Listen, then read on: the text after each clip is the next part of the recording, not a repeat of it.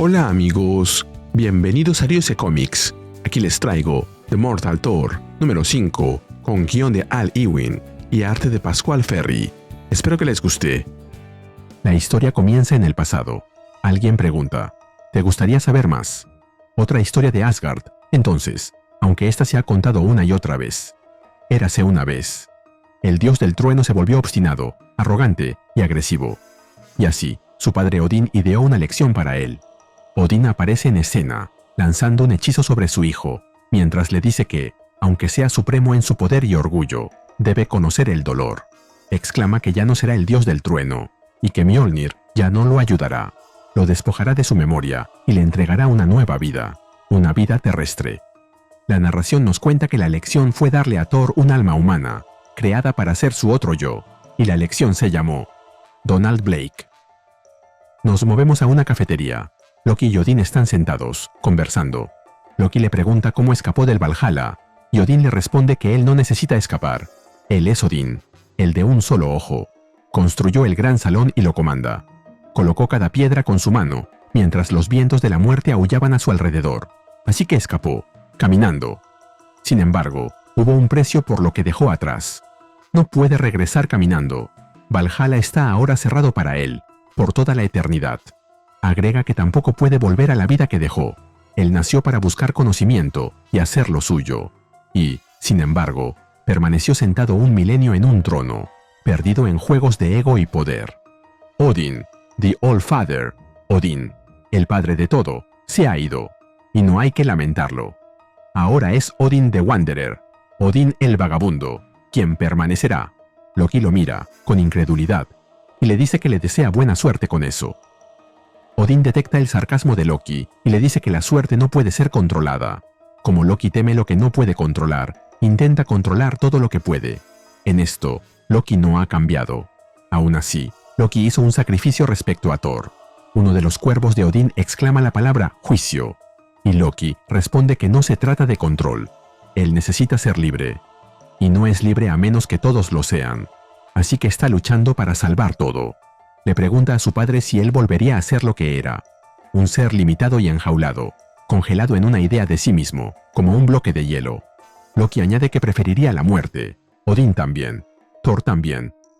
Odín responde que tendrá que hacerlo. Thor está muerto. Y ahora les queda Sigurd Jarlsson, un mortal que no es su hijo, y que tiene la sangre de otros mortales en sus manos.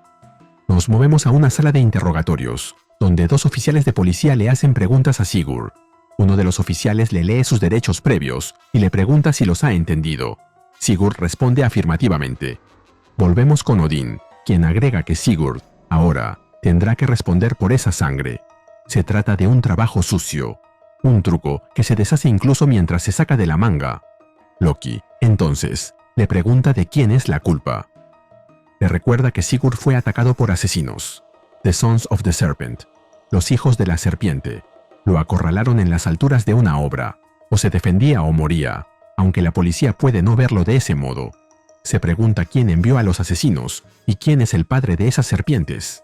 Le señala a Odín que, si él es un buscador de conocimiento en esa vida, debería saberlo. Pero el mismo Loki se responde. Él sí tiene el conocimiento, y esa serpiente tiene un nombre. Donald Blake, creación de Odín. Odín le dice que es un mentiroso, ya que omite señalar que él hizo a Blake para recordar a Thor su humanidad, no para ser un dios en sí mismo. Lo otro fue responsabilidad del mismo Loki, que hizo una travesura con Blake para hacer funcionar su magia, y para escapar de sus propias cargas. Si ahora Blake le causa problemas a Loki o a Jarlsson, es su responsabilidad. Loki confiesa que no sabía que Blake se había soltado, no sabía que estaba aquí, y reconoce que lo que comenzó es un trabajo desordenado y complejo. No puede sacar a Sigurd de esto, puede empujarlo y facilitar el camino, pero demasiado empuje desestabilizaría todo, incluso los papeles que hizo para él, para que pudiera conseguir trabajo, los certificados. No son perfectos. Si la policía mira demasiado de cerca, entonces se interrumpe y le pregunta a Odín si él puede liberarlo. Odín, con seriedad, le dice que si los hombres colocan ataduras en sus miembros, él canta de tal modo que el hielo roe las ligaduras negras de sus pies y el grillete de sus manos. Loki, entendiendo la indirecta, Le pregunta si lo hará. Y el cuervo, de nuevo, repite la palabra juicio. Loki vuelve a exclamar que Sigurd se estaba defendiendo. Odín lo reconoce. Luchó cuando la pelea llegó hasta él, y con los medios y el poder que tenía. Golpeó fuerte, y golpeó bien. Agrega que no esperaría menos de alguien que tiene la semilla de grandes cosas, así sea un hombre mortal. Pero luego buscó una nueva pelea. Buscó venganza por los agravios cometidos contra él, y ni siquiera eran contra él en verdad. Fue el nombre de su hijo, tomado en vano, lo que lo empujó a la violencia. Y eso no es lo que su hijo habría deseado. Loki responde que duda que Thor deseara que los amigos y vecinos de Sigurd fueran asesinados. Odín, poniéndose de pie, reconoce que si un inocente es amenazado, eso es causa para la batalla. Pero no lo son las palabras de unos necios en un bar. Su veredicto es que Sigurd deseó esa batalla antes de que le fuese impuesta. Él puede convertirse en lo que deba convertirse, pero no es Thor, ya que aún no aprendió la humildad. Con un gesto final, deja sobre la mesa el dinero de su café y se marcha, no sin antes decirle a Loki que repare su truco. Él, por su parte, observará y, si es necesario, intervendrá. Y no se apartará. Nos movemos de regreso a la comisaría, a la sala de interrogatorios. Sigurd, esposado, escucha cómo uno de los policías le pregunta si sabe qué es el deber de retirarse. Le explica que es un principio legal que rige en el estado de Nueva York. Otros estados tienen el principio de defiende tu posición, pero allí tienen eso, lo que significa que no tiene derecho a usar fuerza letal contra alguien que quiere usarla contra él. Si puede retirarse de la situación de forma segura, agrega el otro oficial. El oficial sugiere que era difícil salir corriendo de manera segura cuando estaba sobre una viga a 100 metros en el aire. Además, revisaron las armas de los hijos de la serpiente. La primera munición es una droga somnífera. Nadie murió por ella. El otro policía añade que, incluso los que estaban arriba en la viga, fueron salvados por sus arneses. Pero la otra munición sí causaba un daño del que no se recupera nadie. Así que ahí queda cubierto el requisito de fuerza letal. Era él o ellos. Hizo lo que tenía que hacer. Y le pregunta a Sigurd si esa sería su versión de los hechos. Sigurd solo pregunta si su abogado ya llegó, y le responden que no, pero que no necesita un abogado, no para esto. Le aseguran que si lleva un abogado, se les hará más difícil ayudarlo. El policía de saco, quien está ejerciendo el papel del policía malo, le dice al otro que no sabe por qué querría ayudar a esa basura, si está bastante claro que está metido en esto. El otro, el supuesto policía bueno, le dice que eso no lo saben aún. Es mejor conocer su versión de la historia. Pero Sigurd no dice nada, y se mantiene con la mirada fija en el frente. Entonces, el policía bueno se retira, diciendo que ya volverá, dejando a Sigurd con su compañero.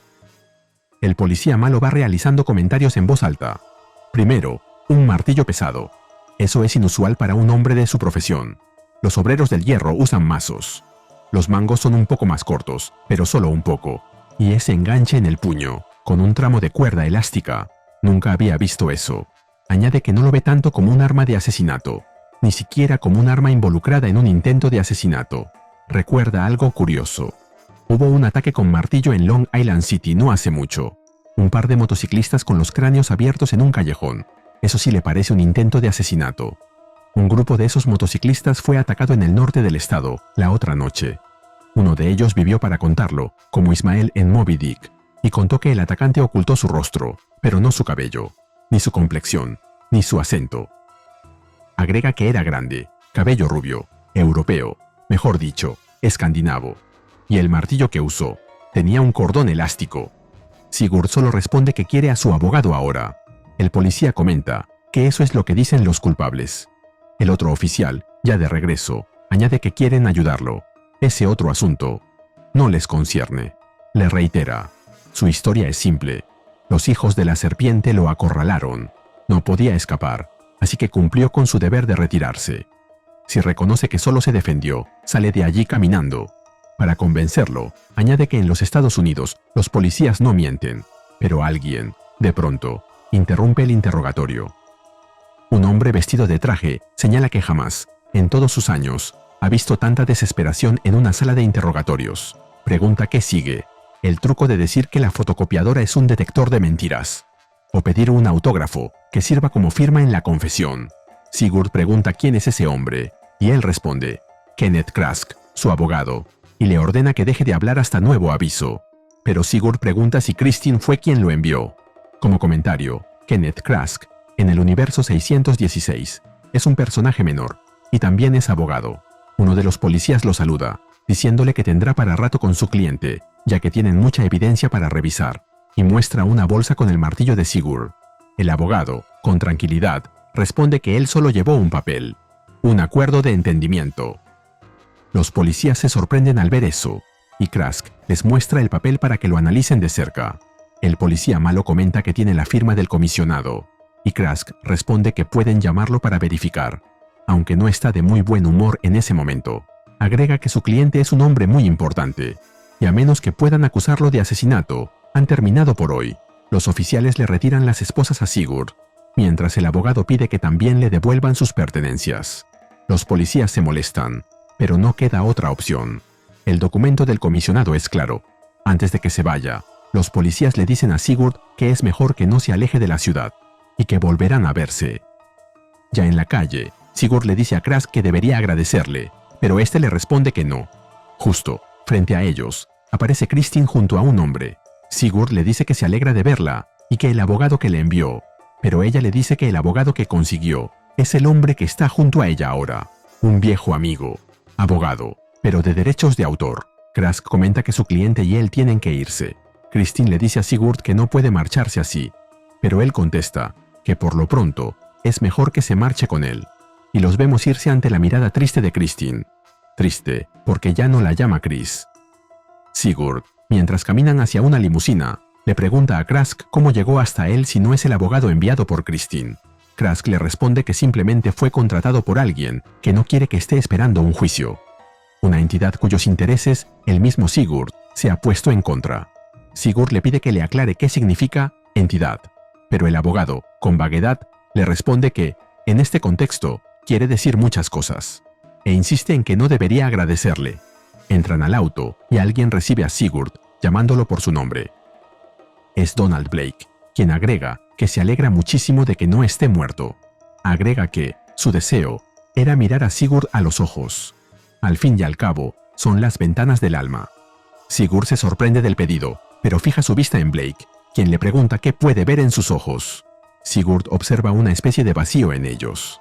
Un ominoso agujero que transmite una terrible sensación. Tomhead. Palabra que, en el idioma de Sigurd, significa vacío. Si aprecias mi trabajo, regálame me gusta, suscríbete y activa la campanita. Gracias. Saludos a Lucas Monin 2277. Blake se da cuenta que Sigurd lo ha visto bien, y agrega que lo tenía que poner a prueba. Si esos idiotas lo hubieran matado, él no habría sido quien cree que es. Su nombre solo sería un eco, una sincronicidad, la rima del universo, grabada en una lápida. Y él es más que eso, es especial. Sigurd lo niega rotundamente. No es nadie importante, nadie en especial, es solo un hombre. Blake dice que sí, que es un hombre, con un martillo, y agrega que solo tiene lo que todos tienen. Todos, menos Blake. Y ese es el truco, porque si Sigurd puede llegar hasta allá desde ahí. Pero no termina la frase ya que Sigurd lo interrumpe, preguntándole quién es. Él le responde que es Blake, solo Blake. Ya olvidó exactamente cuándo dejó de ser Donald. Habrá sido cuando tomó venganza en el Reino Dorado, o cuando estaba afuera, hundido en la oscuridad, y el veneno mordía sus ojos, o cuando se liberó y llegó a este mundo, mucho antes de que el puente entre los mundos se rompiera por completo, o cuando perdió la única cosa que le quedaba. Sigurd comenta que no lo entiende, y le pregunta si está intentando algún truco, pero Blake responde que no, que ese es su otro hermano, refiriéndose a Loki. Él solo es un mentiroso. Habla con lengua bífida. Y la verdad es esta, hay algo que él tiene, algo que Blake desea. Sigurd le pregunta a qué se refiere, al departamento que pronto perderá, al colchón, al televisor, al plato caliente que no sirve, algo de ropa, el martillo que compró en una tienda de segunda mano, y Blake le responde que no es nada físico. De pronto, Blake pone ante Sigurd su bastón con forma de serpiente, y una extraña sustancia emerge de él, mientras comenta que lo que desea es algo mucho más preciado, pero no cree que quepa en ese contenedor por más tiempo. La sustancia comienza a afectar a Sigurd, y Blake agrega que la única posibilidad es convertir lo que desea en algo muy pequeño, aplastándolo. reitera que se alegra de que Sigurd no haya muerto, ya que la muerte habría sido mucho más fácil. Finalmente, mientras Blake, con ambos ojos vacíos, como agujeros, ensaya una sonrisa enfermiza, Sigurd cae inconsciente dentro de la limusina, dormido por la sustancia que sale del bastón. Y así terminamos con el video. ¿Qué te pareció? Dímelo en los comentarios y te espero en el siguiente video de Ryusei Comics. Nos vemos allí.